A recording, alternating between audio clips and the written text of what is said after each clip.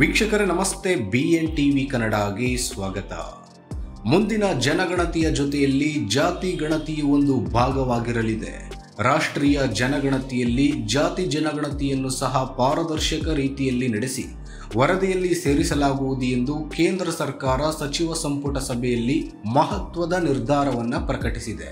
ಈ ಬಗ್ಗೆ ಕರ್ನಾಟಕದ ಮುಖ್ಯಮಂತ್ರಿ ಸಿದ್ದರಾಮಯ್ಯ ಪ್ರತಿಕ್ರಿಯೆಯನ್ನ ನೀಡಿದ್ದು, ಜನಗಣತಿ ಜೊತೆಯಲ್ಲಿ ಜಾತಿ ಗಣತಿಯನ್ನು ನಡೆಸುವ ಕೇಂದ್ರ ಬಿಜೆಪಿ ಸರ್ಕಾರದ ತೀರ್ಮಾನವನ್ನು ನಮ್ಮ ಸರ್ಕಾರ ಹೃತ್ಪೂರ್ವಕವಾಗಿ ಸ್ವಾಗತಿಸುತ್ತದೆ.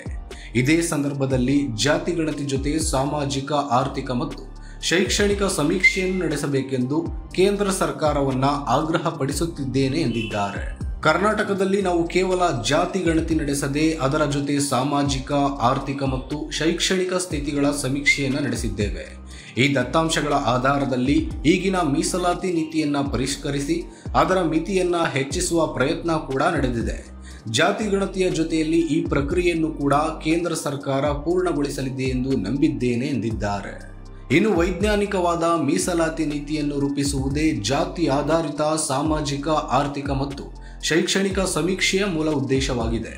ಪ್ರತಿ ಬಾರಿ ಮೀಸಲಾತಿಗೆ ಸಂಬಂಧಿಸಿದ ಪ್ರಕರಣಗಳು ವಿಚಾರಣೆಗೆ ಬಂದಾಗಲೆಲ್ಲ ಸುಪ್ರೀಂ ಕೋರ್ಟ್ ಇಂತಹದ್ದೊಂದು ಸಮೀಕ್ಷೆ ನಡೆಸುವ ಅಗತ್ಯವನ್ನ ಒತ್ತಿ ಹೇಳುತ್ತಾ ಬಂದಿದೆ.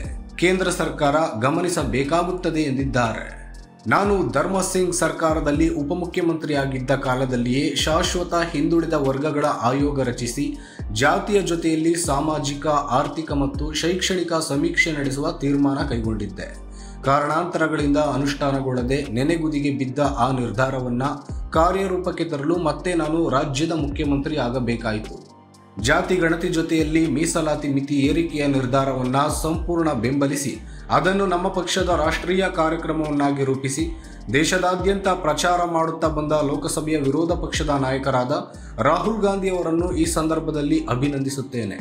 ಅವರ ಅವಿರತ ಪ್ರಯತ್ನದ ಒತ್ತಡದಿಂದಾಗಿಯೇ ಇಂದು ಪ್ರಧಾನಿ ನರೇಂದ್ರ ಮೋದಿ ಅವರು ಜಾತಿ ಗಣತಿ ನಡೆಸುವ ನಿರ್ಧಾರವನ್ನ ಕೈಗೊಂಡಿದ್ದಾರೆ ಎನ್ನುವುದನ್ನು ಅವರು ಒಪ್ಪಿಕೊಳ್ಳದೇ ಇರಬಹುದು, ಆದರೆ ದೇಶ ಖಂಡಿತ ಒಪ್ಪುತ್ತದೆ ಎಂದು ಸಿಎಂ ಸಿದ್ದರಾಮಯ್ಯ ಹೇಳಿದ್ದಾರೆ. ಜಾತಿ ಗಣತಿ ನಡೆಸುವುದರಿಂದ ಜಾತಿ ಸಂಘರ್ಷಗಳು ಹೆಚ್ಚಾಗಿ ಸಮಾಜ ಒಡೆದು ಹೋಗುತ್ತದೆ.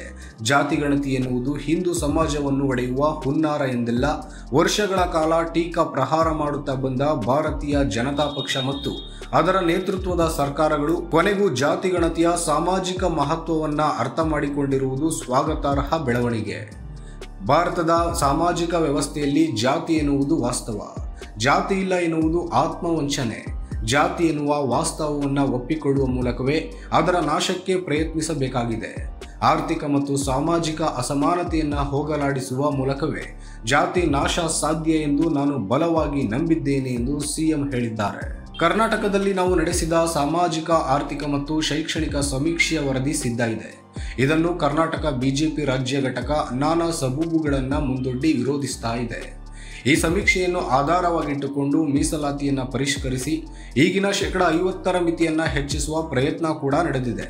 ಈ ಎಲ್ಲ ಪ್ರಯತ್ನಗಳಿಗೆ ಅಡ್ಡಗಾಲು ಹಾಕುತ್ತಿರುವ ಬಿಜೆಪಿಯ ರಾಜ್ಯ ಘಟಕದ ನಾಯಕರಿಗೆ ಪ್ರಧಾನಿ ನರೇಂದ್ರ ಮೋದಿ ಅವರು ಕಿವಿ ಹಿಂಡಿ ಬುದ್ಧಿ ಹೇಳಬೇಕು ಎಂದು ಮನವಿ ಮಾಡಿಕೊಳ್ಳುತ್ತೇನೆ ಎಂದಿದ್ದಾರೆ. ನಮ್ಮ ಪಕ್ಷದ ಪಂಚ ಗ್ಯಾರಂಟಿ ಯೋಜನೆಗಳನ್ನು ಟೀಕಿಸುತ್ತಲೇ ಅದನ್ನು ತಮ್ಮ ಪಕ್ಷದ ಕಾರ್ಯಕ್ರಮವನ್ನಾಗಿ ಮಾಡಿಕೊಂಡ ರೀತಿಯಲ್ಲಿಯೇ ಇದೀಗ ನಮ್ಮ ಜಾತಿ ಗಣತಿ ಕಾರ್ಯಕ್ರಮವನ್ನು ಕೂಡ ಪ್ರಧಾನಿ ನರೇಂದ್ರ ಮೋದಿಯವರ ಸರ್ಕಾರ ಕೈಗೆತ್ತಿಕೊಂಡಿರುವುದು ಕಾಂಗ್ರೆಸ್ ಪಕ್ಷದ ನೀತಿ ಮತ್ತು ಕಾರ್ಯಕ್ರಮಗಳು ಜನಪರವಾಗಿರುವುದಕ್ಕೆ ಸಾಕ್ಷಿಯಾಗಿದೆ. ಕರ್ನಾಟಕ ಸರ್ಕಾರ ನಡೆಸಿರುವ ಜಾತಿ ಆಧಾರಿತ ಸಾಮಾಜಿಕ, ಆರ್ಥಿಕ ಮತ್ತು ಶೈಕ್ಷಣಿಕ ಸಮೀಕ್ಷೆ ಒಂದು ಪರಿಪೂರ್ಣ ಮಾದರಿಯಾಗಿದ್ದು, ಈ ಬಗ್ಗೆ ಕೇಂದ್ರ ಸರ್ಕಾರಕ್ಕೆ ಯಾವುದೇ ಸಲಹೆ ಸಹಕಾರ ನೀಡಲು ರಾಜ್ಯ ಸರ್ಕಾರ ಸಿದ್ಧ ಇದೆ ಎಂದು ಮುಖ್ಯಮಂತ್ರಿ ಸಿದ್ದರಾಮಯ್ಯ ಹೇಳಿದ್ದಾರೆ.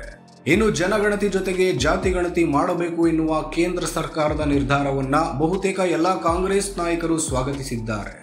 ಈಗ ಕರ್ನಾಟಕದ ಅಬಕಾರಿ ಸಚಿವ RB ತಿಮ್ಮಾಪುರ ಪ್ರತಿಕ್ರಿಯಿಸಿದ್ದು, ಕೇಂದ್ರದವರು ಸಾಮಾಜಿಕ, ಆರ್ಥಿಕ, ಶೈಕ್ಷಣಿಕವಾಗಿ ಜಾತಿ ಗಣತಿಯನ್ನ ಮಾಡಿ, ಅದೇ ನಾವು ಜಾತಿ ಗಣತಿ ಮಾಡುವ ವೇಳೆ ಭಾರಿ ಟೀಕೆ ಮಾಡಿದ್ರು. ಕೇಂದ್ರ ಸರ್ಕಾರ ಈಗ ಜಾತಿ ಗಣತಿ ಮಾಡುವುದಾಗಿ ಹೇಳಿದೆ. ಇವಾಗ ಒಂದು ಹೇಳುವುದು, ಅವಾಗ ಒಂದು ಹೇಳುವುದು. ನಾವು ಮಾಡಿದಾಗ ಒಂದು ಟೀಕೆ, ಅವರು ಮಾಡಿದಾಗ ಒಂದು ಟೀಕೆ. ಈ ತರಹದ ದ್ವಂದ್ವತೆಯನ್ನ ಜನ ಒಪ್ಪುವುದಿಲ್ಲ ಎಂದು ಬಿಜೆಪಿ ವಿರುದ್ಧ ಅಸಮಾಧಾನ ಹೊರಹಾಕಿದ್ದಾರೆ. ಒಟ್ಟಿನಲ್ಲಿ ಜಾತಿ ಗಣತಿಗೆ ಕಾಂಗ್ರೆಸ್ ಒಪ್ಪಿಗೆಯ ಸೂಚನೆಯನ್ನು ಕೊಟ್ಟಿದೆ.